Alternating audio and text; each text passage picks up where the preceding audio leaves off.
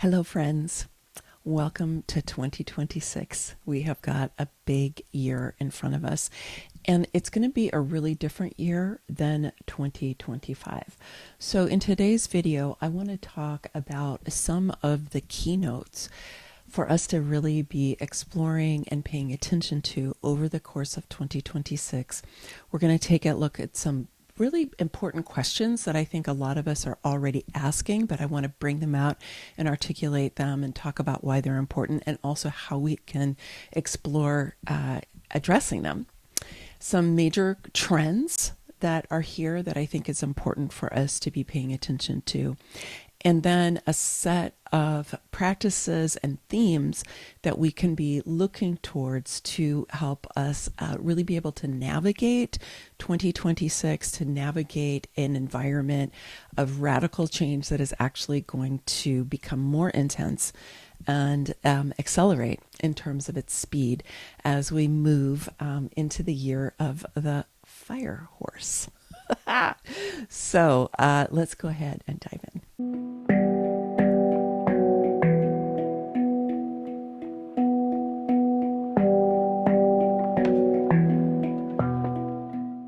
Before we get into all of the particulars for today, I want to let you know about a workshop that I'm doing on the 17th. It's called Ambassadors of the Future. And it is a workshop where we'll be diving into the themes that I'm going to talk about today in much more detail and also in a more experiential way so that you'll be able to really feel and take in what it is that I'm sharing about today.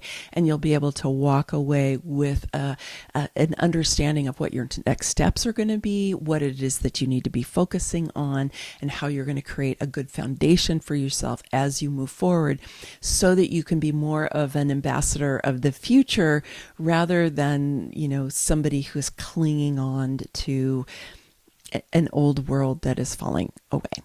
So when I say ambassadors of the future, I don't mean that you have to, stand up on the rooftop with a megaphone and a flag and say, I'm an ambassador of the future.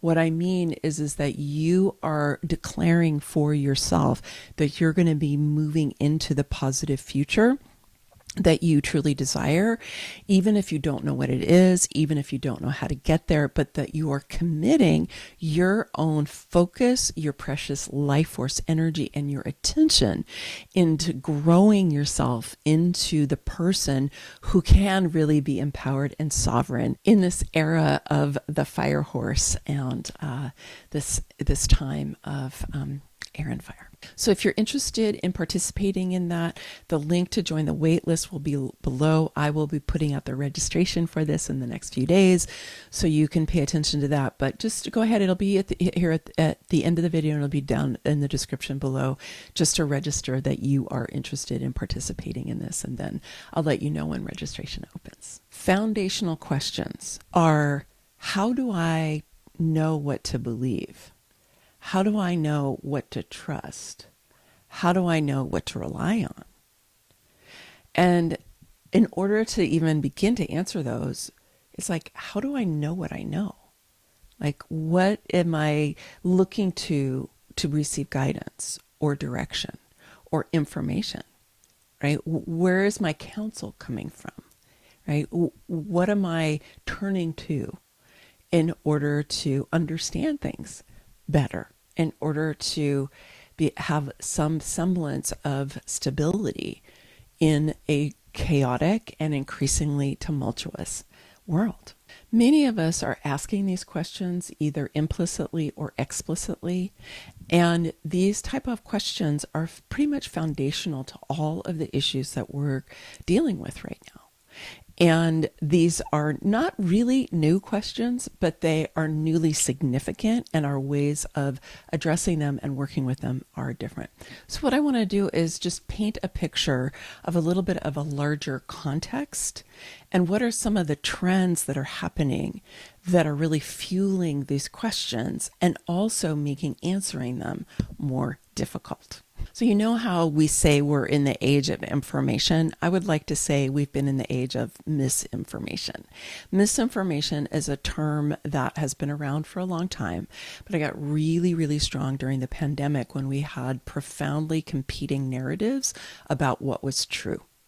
And there was a lot of conversation about fact checking.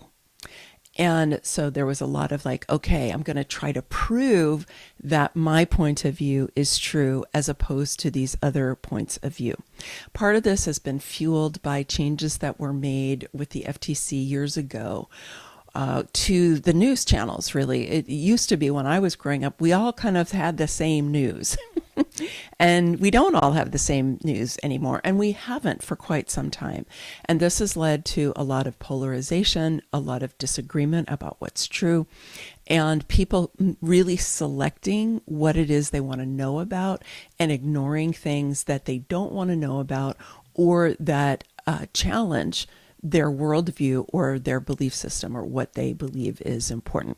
Got stronger during the pandemic, but this misinformation conversation has been going on for a long time, right? And this is like, how do we know what's true? How do we know what to believe?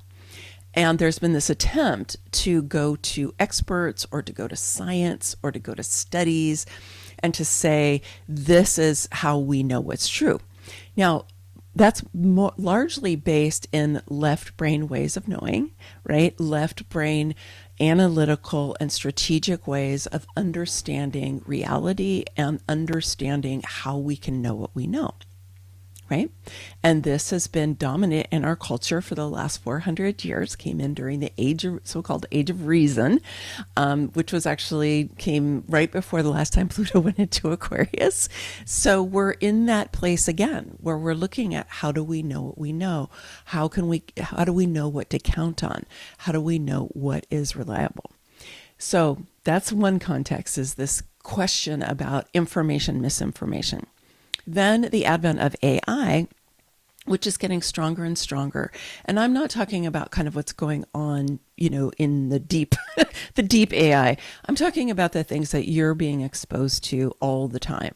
Like I notice when I go on social media now, I have a really hard time knowing what's something that's been created by AI and something that hasn't. Some things scream AI and I go, well, that was clearly created with AI.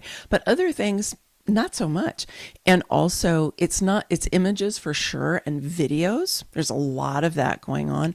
But then there's also like so-called news stories, right? Or all kinds of just different stories about people, right? And it's like, how do you know if those are true? I've been finding more and more things that I just go, as soon as I start to dig into it, right? I'm like, oh no, that's clearly not true. So that's one thing, right? Is there's people who are putting a lot of things out on social media that are created by AI. I'm not saying it's all malicious or anything. Some people are just kind of having fun with being able to create things that they didn't used to be able to create. But it is creating noise in the system as to know, well, is that actually true or not? But then another layer is, for example, like what you see when you go and you search on Google, if you're using Google, right? And you get this AI summary at the top. My experience is those AI summaries are very often inaccurate. And if you actually go to the websites where the AI is pulling from, you'll see that it's not true. I have done a variety of different tests with those and have discovered they're actually not accurate. And I'm not even saying accurate to some ultimate truth. I'm saying they're not accurate to the sources that they're drawing from even, right? So then that's confusing if you're using the AI summaries, right? I see that in AI summaries all the time. And we have this cute little disclaimer that says, oh, AI is not always accurate. You need to check. Well, sure. But if you're researching something that you don't know about, how do you know how to check, right? Your whole point is you're going to find out about it here because you don't know that much about it. So I'm just mentioning these things because they're kind of increasing noise in the system that in a kind of underground way is continually eroding our ability to know what's true and to know what's accurate and what we can rely on and what we can count on. And so this is happening on so many different levels at the same time. And then you have the breakdowns in the human world. The institutions, the structures, even the belief systems, our lifestyles, so many things that we took for granted and that we relied on and that we thought were kind of always going to be there are shredding, around us. Many of the support systems, right? Many people's here in the United States, their health care is going to change dramatically here at the beginning of 2026, right? And many people are going to lose their health insurance, which is such a travesty. But anyway, that's another topic. But just to say that is something that is happening. It's a breakdown in our system. And there are breakdowns that are happening politically, that are happening economically, that are happening in, like I said, institutions, support systems that we relied on. They're happening in law. They're happening in, our banking systems, right? It's all over the place. So, of course, this is making it hard to know what can you count on, what can you rely on, what's accurate. Because the things that you used to go to, even to be able to, fact check something, it's like, oh gosh, it's not there anymore, or I can't really trust it anymore, right? And part of what's happening with this breakdown is that there are so many things that are coming to light that we didn't used to know about. Like here in the United States, the big thing that's coming out is the Epstein files, right? And as far as I can tell, so many different forces are doing their very best to keep people away from actually investigating all of that, and that's creating more noise in the system. So there's this competition that's going on about the narrative, to control the narrative or control the story about what's true. And we see this, like I said, in every different aspect of society at this point. And so when that's happening, the places we used to go to say, like, I'm a historicist, right? I'm a historicist by training. My PhD is in literatures and English, right? And I focused on African American studies and women and gender studies. And so I'm a scholar, right? And I would go to past resources to be able to see, well, what was true in the past? How can that help us understand what's going on right now, right?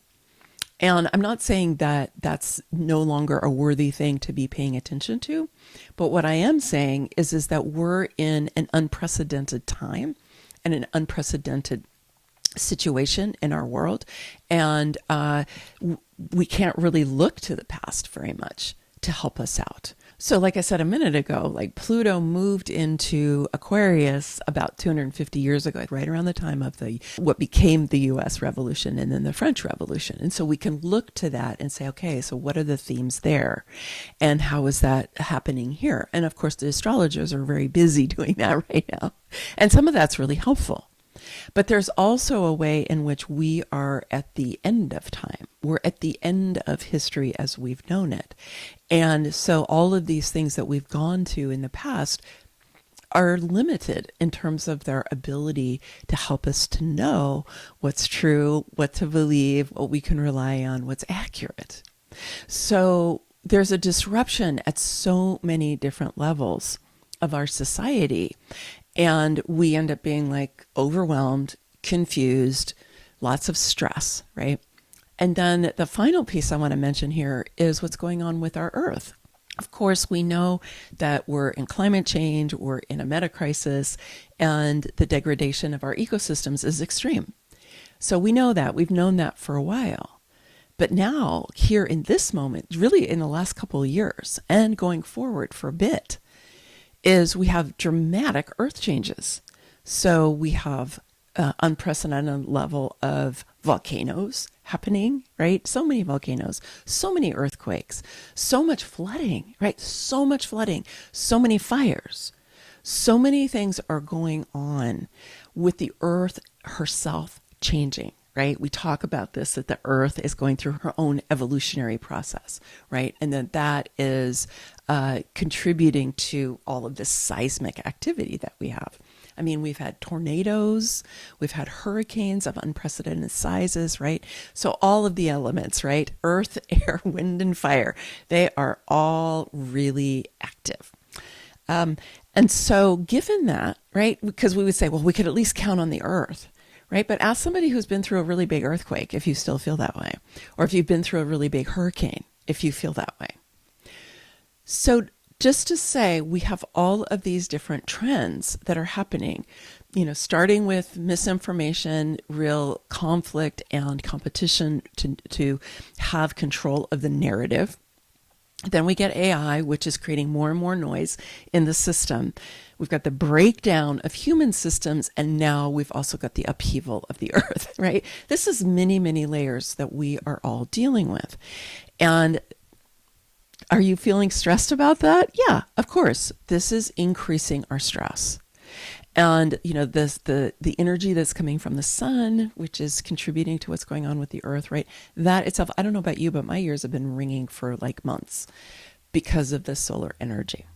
So I mention this because this is the context that we're moving into here in 2026. We want to be clear-eyed about this, right? We want to be able to look at this and be grounded, come into our center, and to be able to find that place of neutrality inside ourselves so that we can witness this and we can observe it. I'd like to offer you 5 themes for support for yourself going into 2026 so that you can better navigate the changes and the acceleration. Let's remember that we are moving into the year of the fire horse in Chinese astrology, right? We're moving from, I think it's the wood snake to the fire horse. So we're going into, powerful energy. In the astrology, in 2026, all of the outer planets will have moved into air and fire signs. They've been in water and earth, right? Both of which you can feel are heavy and dense. And we're moving into air and fire. There'll be a lot for us to talk about over the course of this year about all of that. So I'm not going to go into that right here, but just to say that is one of the big shifts that we're in, and it's going to move. We're going to move into it fully in 2026. When Uranus moves into Gemini in April, all of the outer planets will be in their new signs, and they're all in air and fire signs. So if you put that together with here, the fire horse, you can see, right? We're moving from heavy, denser energy to something that's way more, right? And so we need to prepare ourselves for that. We need to prepare our nervous systems. We need to prepare our minds, our emotions, and our physical bodies to be able to handle that transition. So the first theme of support that I want to offer to you is how do you know what you know, right? This is the question that I originally posed to you, right? Is how do we know what we know? How do we know what to trust? How do we know what we can rely on? These are important questions, and they're really up for us right now. Now, human design offers us some really great insights regarding this. As I mentioned earlier, right, our culture has been really left brain dominant, right? We tend to be very focused on material reality, on what we can touch, what we can feel, what we can count. And in that kind of age of reason, right, the age of enlightenment, one of the things that happened was that anything that you couldn't touch or see or count or categorize or anything like that was deemed at least irrelevant and probably, didn't exist, right? It was just like a complete rejection of the spiritual realm and of the energetic realm, except energy in terms of being able to burn coal or burn things in order to have the mechanics work, right? Which is when we started to have that kind of mechanical stuff happen. So I'm talking about the energy that we now think of, or that was actually studied a lot in Asia, right? In Chinese medicine and all of the different Ayurvedic medicine, all the different medicines that were really energy medicines that were pioneered and mastered in that part of the world.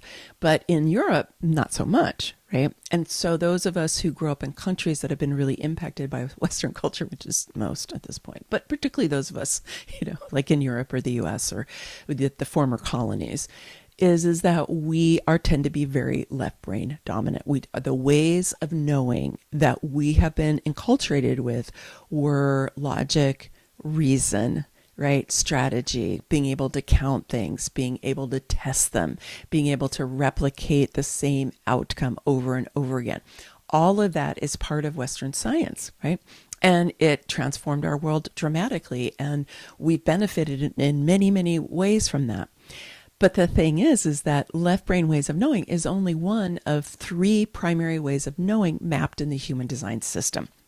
So I want to bring in human design here because I think that it gives us something more tangible to latch onto, and then just kind of generally talking about energy. And so in human design, we've got the logic or the pattern circuit, which does come through that left brain, crosses over, goes over the right side of the body and up through the central channel. But then we also have the sensing circuit, which is experiential and embodied and creative. It comes in through the right brain, crosses over on the left side of the body, comes up through the central channel. These are the two collective circuits. When we put them together, we get left brain energy and right brain way of energy, and they have different ways of knowing. We're fortunate that now we're starting to appreciate the right brain ways of knowing somewhat better in terms of recognizing the significance of creativity, of life experience, and how we learn through experience, and also of embodiment, recognizing that this body is a huge part of our experience, and honoring the body. So those are two primary ways of knowing in human design. They come right in through the head center, but then we have another one, comes right through the center, and that's the knowing circuit. The knowing circuit is highly intuitive. It's individual circuitry. It's here to be different. It's here to bring change. It doesn't fit in. And it's where the evolutionary impulse of humanity runs through the human design chart. And it's a massive circuit. It comes in through the 61, through the gate of wonder, splits, goes down both sides of the body, and comes up through the central channel. So it's almost as big as the logic circuit and the sensing circuit put together. So between these two, we have the majority of the human design system. Now, this does not include all of the tribal circuitry, which is also really important. But that's not so much presented as a way of knowing. It's more about a way of relating, a way of being with other people. How are we in community together? How do we have relationships? That's more about what the tribal circuit is about. But these others are much more about how do we know what we know. And if you think about this, right, sensing in the body's ability, the body's knowing, this is a big part of human design because all of our authorities are based in the body. They're all intuitive. None of them are logical or strategic. They all come from, the body wisdom. So that's really cool, right? And then we're also starting to open our intuition more and more. And what is our intuition but our interface with our inner being, our interface with, whether you want to call it your higher self or your divine self or your inner being or your wise one within. I have many different names. I even have a name for my inner being, which she gave me. So we want to be able to build our relationship with what I think of as that expanded part of ourselves that has come to incarnate during this lifetime, right? In this form that you have. And that this part is wise and connected to the all that is. And this is where a lot of our insights and our guidance can come in, is through our intuition. And so expanding our ability beyond our left brain ways of knowing, not just discarding them, but expanding beyond that into embodiment, into sensing in particular, are really great for the health of our nervous system, because there are so many ways that our brain receives information through our senses and through the nerves in our body. And if we're up in our heads too much, we actually can't feel all of that. All that information that the brain really needs, we don't pay attention to it. And then we wonder why we disassociate, right? So cultivating that energy of embodiment and of sensing is really, really helpful for our nervous system health. And then our intuition is our inner guidance. So I've been teaching for years now, really, I think about 4 or 5 years, I've been really teaching about these 3 ways of knowing in human design, and really encouraging all of us to grow our relationship with our inner guidance. Because here's the thing, when there's too much noise in the outer world and there's too much noise in the system, you can't get a clear signal. You can't know what to trust or what to rely on. But when you can come inside and you can grow your relationship with the wisdom that resides inside of your body and that comes from your own inner being and expresses through your sensing circuit and through your knowing circuit, then you have information you can rely on. Now, the thing is we've been so trained to not trust it, right? To not believe it, to not trust it, to undermine it when we do get our intuition, when we do get feelings in our body, right? We're told, oh, you're just making that up. That's not true, right? How do you know if it's true, right? And that's what the left brain ways of knowing does. It's like, where did you learn that? Where are the studies that show that? Who's the expert who says that's true? That's that way of thinking. So it's a really pretty radical different way of being. And it's actually vital for us as we move into this new age that we're moving into, this new era. Because you want to be able to get accurate guidance on a regular basis. And let's remember that people who are connected to their inner guidance are not easily controlled. And this is one of the reasons that we've been so enculturated away from our inner guidance and trained to look outside ourselves for what's true, because that makes us less powerful. It makes us dependent on things outside of us. It makes us not trust ourselves and think we need to go out there to find the things that we can trust, right? But we're in an age where we're reclaiming our power. We're reclaiming our abilities. We're reclaiming, our God-given, creator-given faculties, which include intuition and sensing and deep sensing in the body. I have a short course called Discover Your Intuitive and Creative Superpowers based in human design that I'd like to gift to you, that you can use to grow your awareness of these other ways of knowing. It's totally free to you. You just need to register, and the link for that will be down in the description below. Now, theme of support number 2 is also about the nervous system. When you have an overburdened and overtaxed and exhausted nervous system, it's very difficult to tap into your intuition. So it's really easy for our nervous systems to get overwhelmed in this culture and in this moment. Now, I know a lot of people are talking about the nervous system, and I think it's really great that we are recognizing that our nervous system is our operating system. And we can't go on treating our nervous systems as the way that we have, which is basically to dominate them and try to make them do what we want them to do. The nervous system doesn't like uncertainty. Right? It doesn't like a lack of clarity. It doesn't like change even, because the brain really values clear and reliable signals.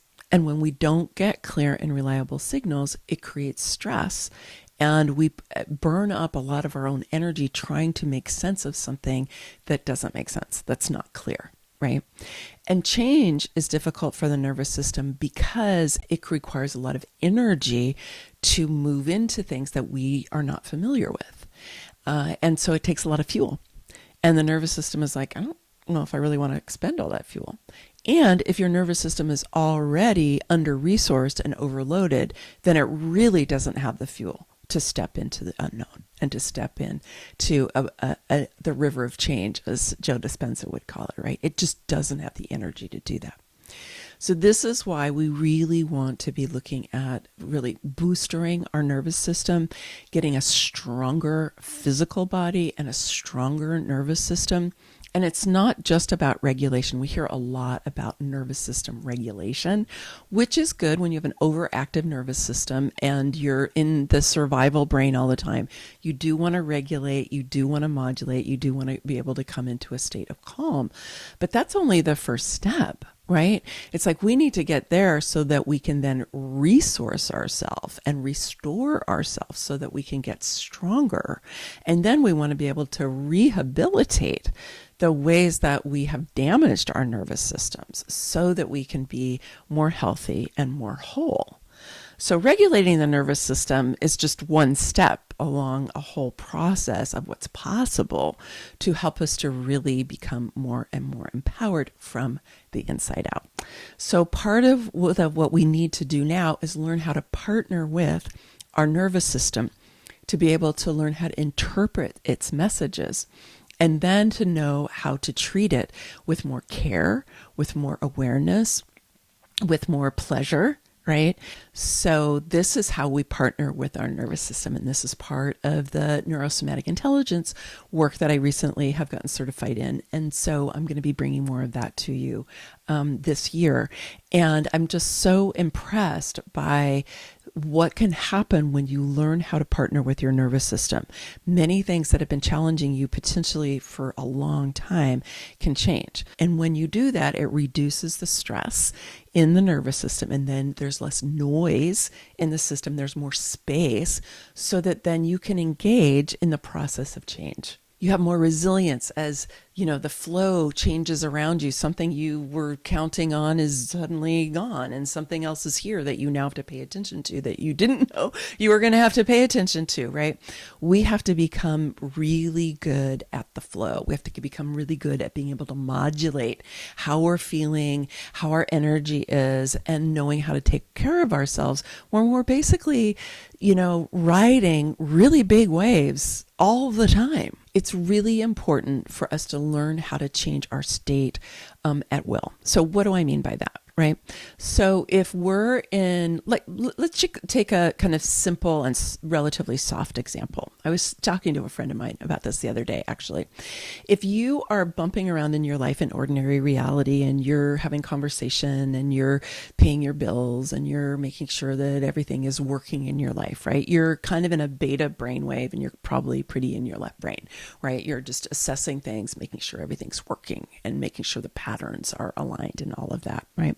And then if you're like, okay, now I want to sit down and be creative. And this was a friend of mine who said she really wanted to be creative, but that when she starts to make that shift, she's all of a sudden blank. And I remember my painting mentor, my creativity mentor, saying once, she goes, oh, you think you're so enlightened, yeah, pick up a paintbrush and face a blank canvas, right? And the reason that that's terrifying for a lot of us is we don't know how to change our state. Right? We're locked into a more analytical, more left brain way of being, which is kind of normal. And then a lot of times, unfortunately, that is also connected to some of our survival brain mechanisms. So how do we then become more creative? How do we feel our intuition? How do we know whether what we're hearing is something that's being fabricated by our survival brain that's designed to keep us safe, right? Or is it actually guidance that's coming from our inner being, that's coming from our guides, our angels that we work with? How can we actually discern that? Well, we need to be able to change our state of consciousness into a state that is more receptive so that we can actually access our intuition, so that we can access our sensing in our bodies, we can access our body wisdom. So we need to be able to know how to do that. Working with your nervous system is one piece. This is something I've worked with people in our Sovereign Sisterhood for the last couple of years, where we've used Kundalini yoga, we've used movement, we've used breath work, we've used meditation, we've used creative practices, we've used different things with the nervous system. So, working with the eyes, there's many ways that you can learn to change your state. But I just want to offer this to you because it's an underutilized practice that can pretty deeply and profoundly transform your relationship with your everyday life.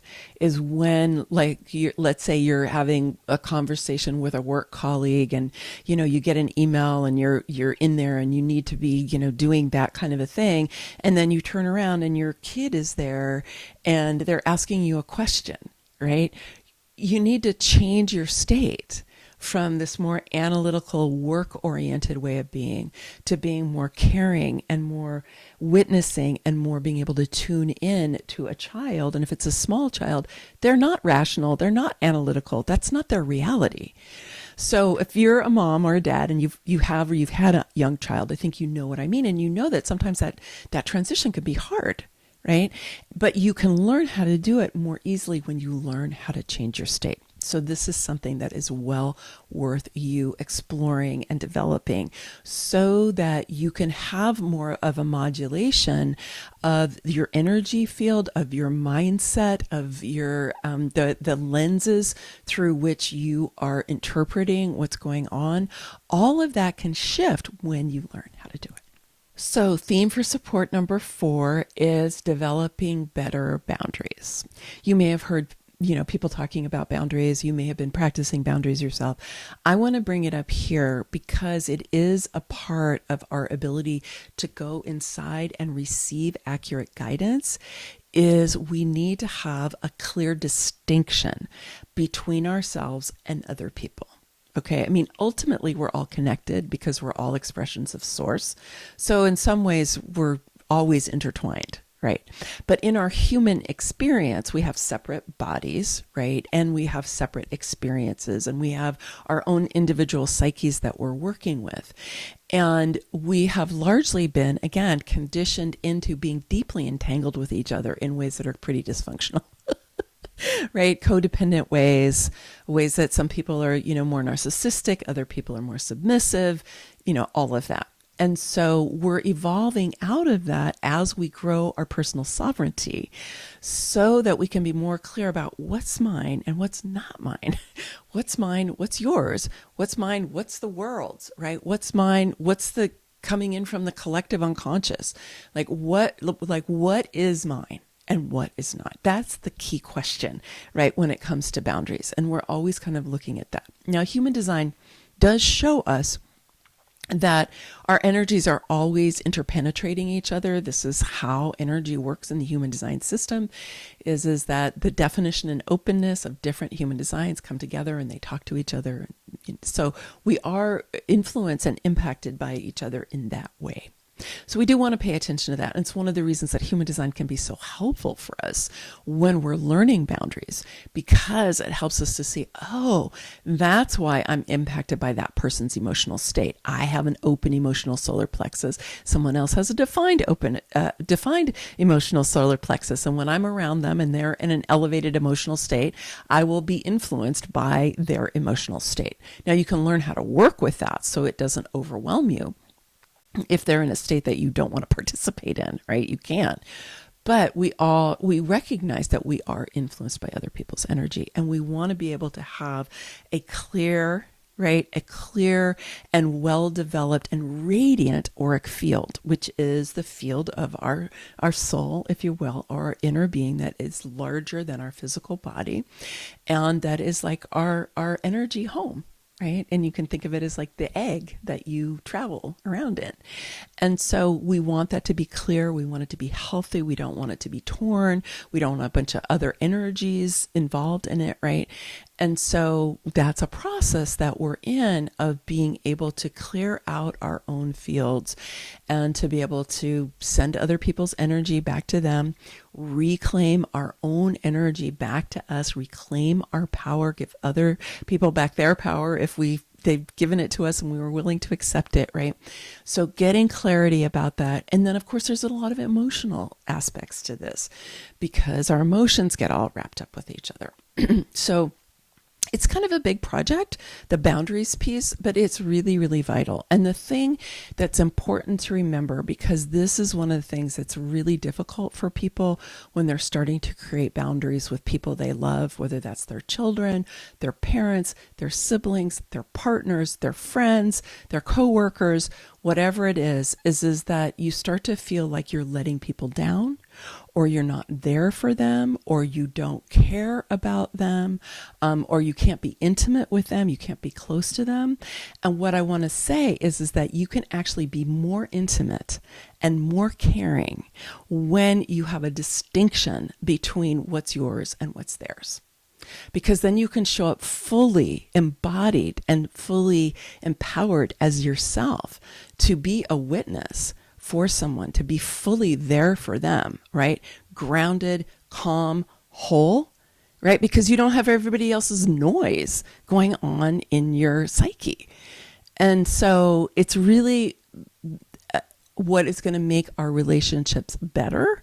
It's going to make us be able to be more honest with ourselves and with each other, because we kind of don't tell ourselves the truth all the time, right? We say things are okay that really aren't okay, right? So this is part of what we're evolving into. And this is going to help us be able to navigate all of those waves, like I said, because if half your energy is somewhere else and you're trying to take care of everybody else, you don't have enough energy to make sure that you're okay. And we don't want that, right? Then the fifth theme that I want to offer today is about expression. Expression. I think that your ability to express yourself from a deep place of knowing inside of you that is connected to your inner being, right? And that is connected to a deep truth and your honesty with yourself and your ability to be able to express that, whether that is with your voice or whether it's through writing or through singing or through painting or just through your body expression, right? However you choose to express it is increasingly important.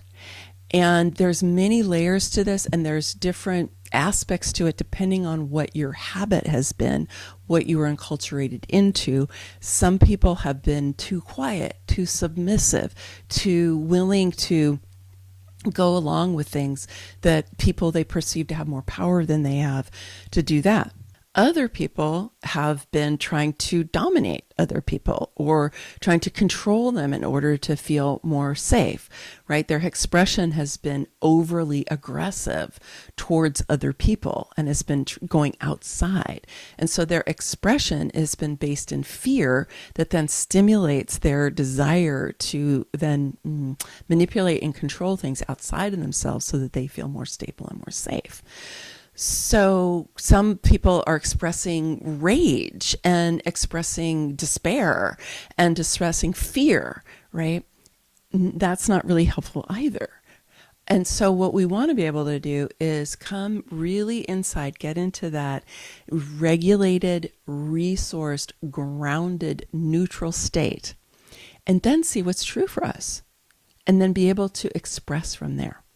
Now, there are ways of expressing, like through writing or through talking or through painting, that can help you get to your truth as well, right? I am a big proponent of using creativity and creative practices to get to a deeper truth, because when you open up your creative faculties, you gain access to aspects of yourself that you don't have if you're in a too analytical, mind-centered state.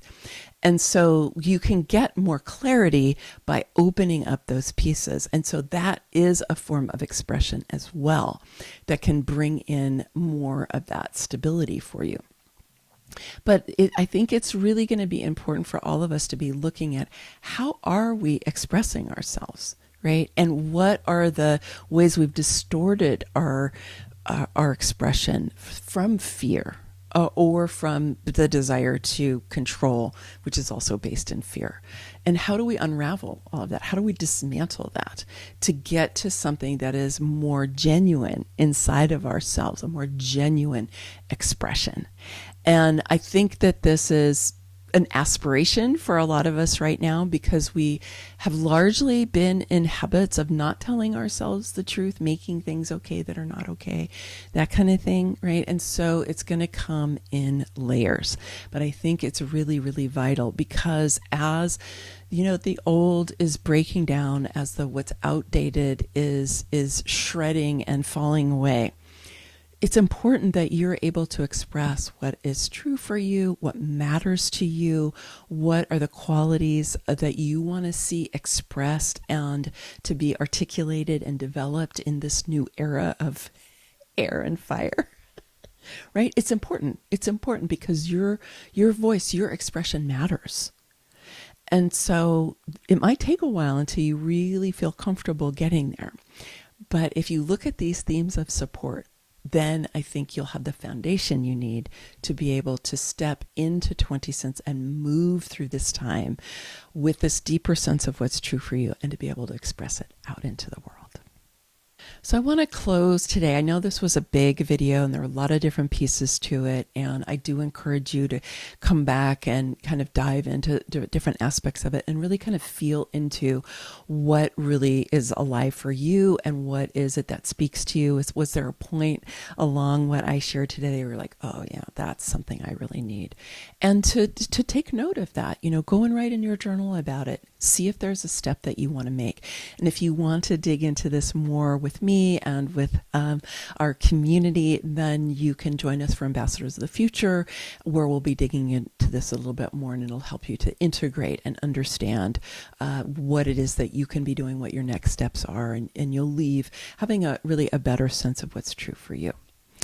And I just want to say, I really feel everything's going to be okay. Like, I know that when you look out in the outer world and, we've just had another war started, I mean, it's hard. It's hard looking out there and seeing what's happening. And I want to really encourage you to take care of your body, take care of your nervous system, grow your inner guidance, right? Learn how to tap in so that you can get the guidance that you need from the inside. Because that will set you free in a way that nothing else will. This is going to be the primary thing we're working on in our Sovereign Sisterhood in 2026, is again, all of the different ways we can be working with our psyches, our nervous systems, and our bodies so that we can be receiving accurate guidance, and so that we can trust what that is, and that we know what we can rely on. So I encourage you to be working on this for yourself, and I would really love to hear down in the comments, like, what is it that you feel like, what do you think about all this, right? What do you think about moving into 2026 and the year of the fire horse, and moving into air and fire, and, the outer world shredding and all of that? Like, what do you think about that? And what are you doing already to help yourself and to help yourself to be able to navigate and become one of those, really big wave surfers. All right, my friends, many blessings, much love, and I'll see you in another video very soon. Bye for now.